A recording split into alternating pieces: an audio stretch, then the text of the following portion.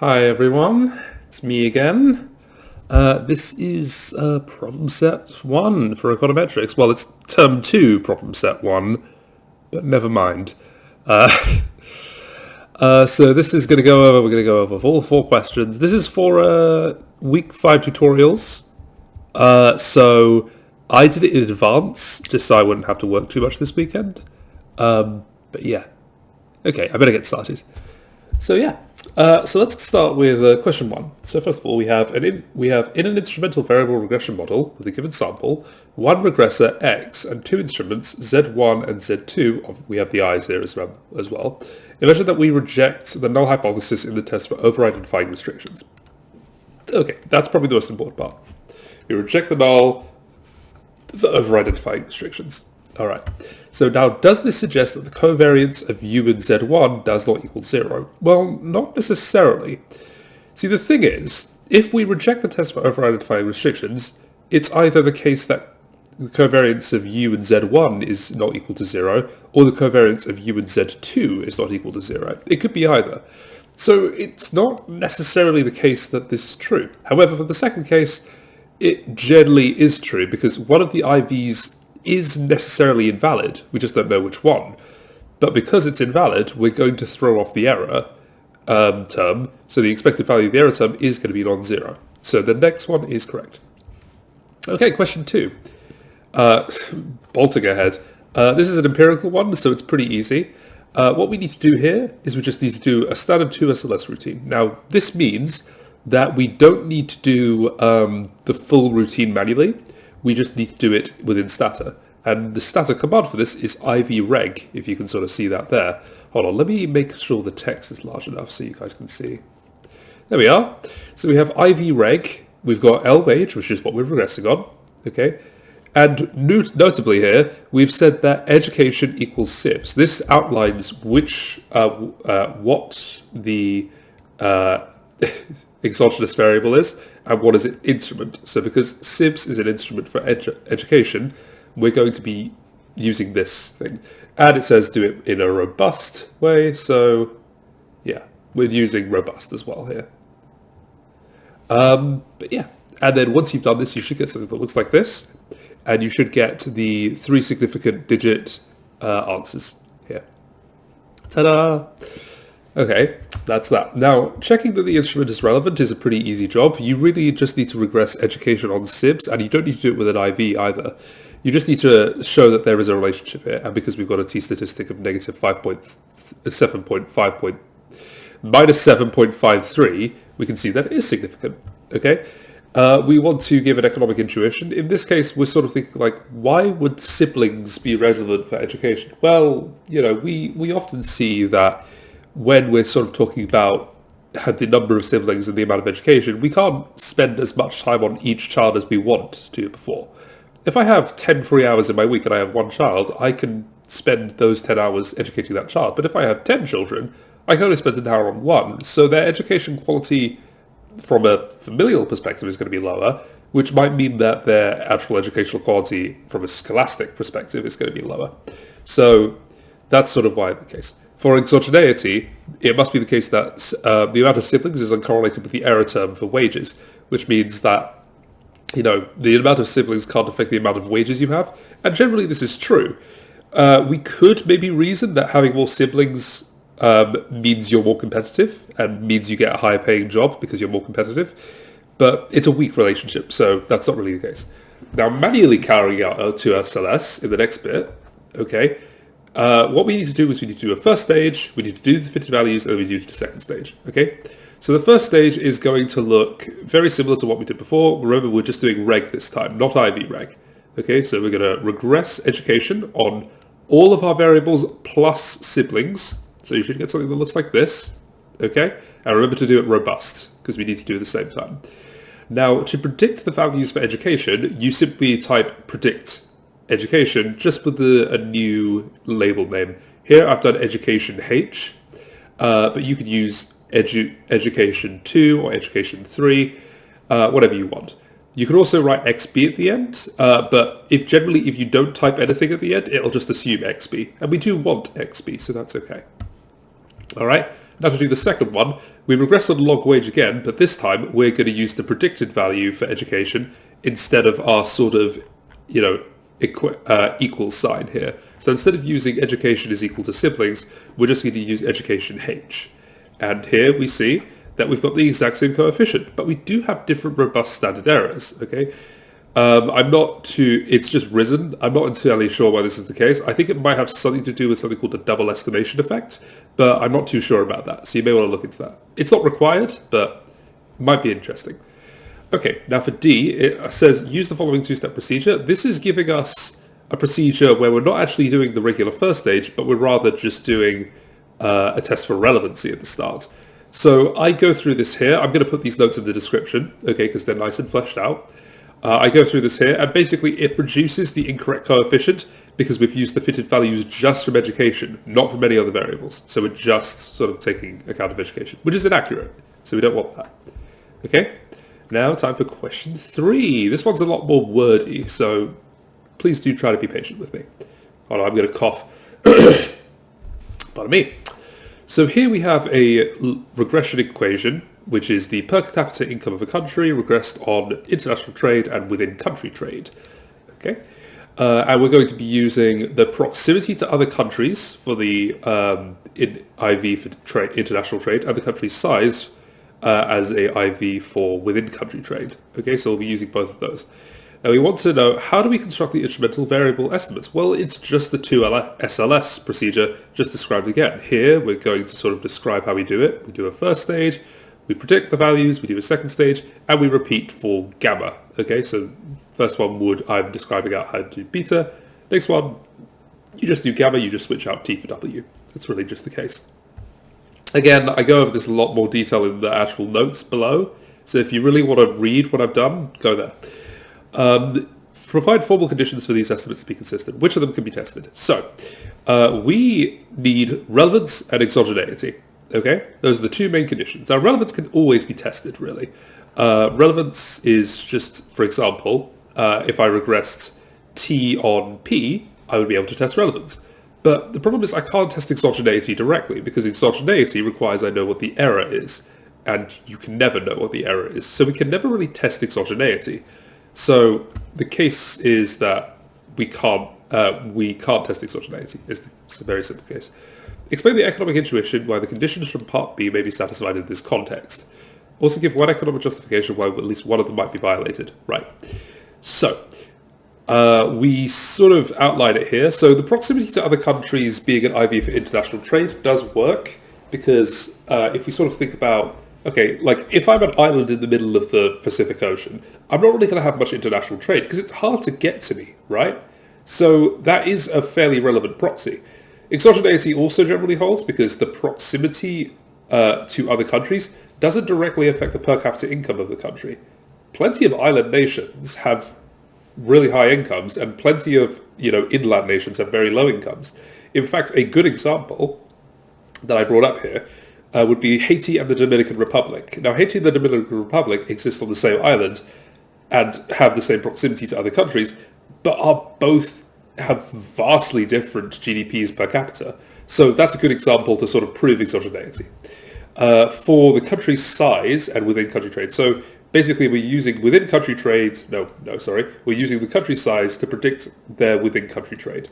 Now this is fairly good because a massive country, let's say like Russia, for example. Russia is a massive country. So within country trade is difficult within Russia because you have to transport goods for much longer distances over like lots of different routes. It's tricky, okay? Whereas if I have a very small country, I don't know, like San Marino or like Vatican City, it's not really going to take much to transport things. In fact, I think if you want to transport things across Vatican City, all you need is a van. And that's really it. So the country's size is probably going to be inversely related to the amount of within country... it's going to be inversely related to the amount of... Well, I don't know. It's a weird thing. I'm not going to determine direction here. It doesn't ask me for that. But in the case here, exogeneity may not hold, okay? Because the size of a country could affect its GDP per capita. This is fairly obvious how this could happen. Larger countries generally have greater access to resources. They can mobilize larger populations behind their labor force. they have more of a manufacturing capacity, they generally have a bit more geopolitical power to negotiate deals. It's the case that a country's size is related to its GDP per capita, so exogeneity doesn't lightly hold here, okay? So that is the justification. Suppose that, unfortunately, data on within-country trade, W, are not available. I don't think they've said that right. So what we're going to do here, we're just going to use, if trade data on W isn't available, then we can simply use the relevance condition for W and S to predict values of W, okay? Sort of just using our regression here. Then once we've predicted the values of W, we can then slap them into a two-stage regression, and this will give us estimates of beta hat and gamma hat. Now, they won't be necessarily reliable because we're predicting on S, not W, but generally exogeneity will hold and relevance will hold. So it should be fine. Yeah, because that means the estimator is consistent. Now suppose that gamma equals 0. Ooh. Now we just have a regression with T, okay? Now under what condition would they asymptotically recover the average effect? Now if we remember this, this is going to give us late. So this is going to be the local average total effect. And our original one was ATE, average treatment, the local average treatment effect. And this one, our last one, damn it, our last one would be average treatment effect. So what condition would they asymptotically converge? Now this is mentioned somewhere. I think it's in lecture 3. Oh, for God's sake. I don't think it's going to ask me to sign in too bad. Okay, cool. Oh, for God's sake, these are the handwritten notes. I hate this. Yeah, so it should be down here when we're talking about when they converge. Yes, late versus 8. Very interesting stuff. So they converge in the case when the heterogeneity of the treatment effect, which is going to be our T here, and the heterogeneity of the instrument, which is going to be our P here, are uncorrelated. So is the heterogeneity of T and P completely uncorrelated? Okay? Well, it may be. It's not really the case. The variance of a country's international trade very well may scale up with its proximity to other countries. So it's not necessarily the case that it's going to actually happen because it's going to be violated. Now, so how do we estimate this? Because it's going to be quite bad. We can sort of think of this, instead of just an invalid one, as maybe more of a weighted average treatment effect. Okay, this isn't really something we can consider to be valid because we know that it's not really working because we've violated the condition of sort of heterogeneity here, so not really going to happen. So in this case, we can just sort of say, well, the estimand for this IV procedure, it's going to be the weighted version of the original. So that's sort of what we can say from it. Okay, getting to the end here, we've got number 4. So we've got a regression here, which is outlined here. We've got beta 0 plus beta 1x plus epsilon. And we've got, basically we're going to be regressing the annual earnings of an individual on their veteran status using eligibility as an IV. Okay. So explain what exclusion, independence, and monotonicity mean in this setting. Now, I did a Google search for this because I don't think they're mentioned. So basically, Z has to fulfill these 3 conditions. And why does it fulfill these 3 conditions? So first of all, the exclusion condition. X does not affect Y when Z does not affect Y when X is held constant. Okay, so basically what we're saying is that the eligibility does not affect the annual earnings when we're holding veteran status constant. So regardless of veteran status, okay, does the eligibility affect annual earnings? Well, no, because it was picked at random. We've also seen this here. Military service was determined by lottery. Men with randomly chosen dates of the birth were generally drafted. So in this case, no, exogeneity does hold. We also see that Z is not correlated with the error, okay, because error is not likely correlated with omitted factors. It's basically the case. So to prove, what is this called again? Independence, okay, we basically say, is eligibility correlated with any factors that may also affect wages? So is there anything that I could go, eligibility blank, then wages? Well, not to my knowledge there is, because eligibility is random, it shouldn't really be affecting much else. and it doesn't affect things directly. It's a result of just random picks. So independence is also satisfied. And finally, we have, what is it? Yeah, monotonic effect. So the monotonic effect means that when Z increases, X also changes. Okay, so for example, when Z goes up, X goes up. This could mean that, yeah, so basically when Z goes up to 1, X goes up because the veteran status has a positive coefficient on it. So it's going to be, they're both moving in the same direction. Okay? So that's monotonicity. And it's all good. Now the Wald estimate here is calculated pretty simply. So the Wald estimate, I've done the formula here for you. Okay? We need to take the values of y, well, the fitted values of y when z equals 1 and the fitted values of y when z equals 0.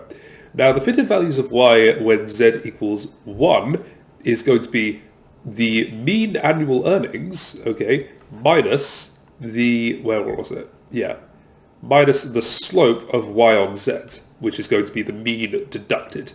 So we're going to do this, take away this, and we're going to get that. So we're going to do 16,461 minus 435.8, and we'll get £16,025.2. And then we minus just our original over there. Okay, now for x and x again, we do, so first of all, how did I get the 0.426? Oh yeah, I remember. So that is going to be the summation of the mean of veteran status plus x on z.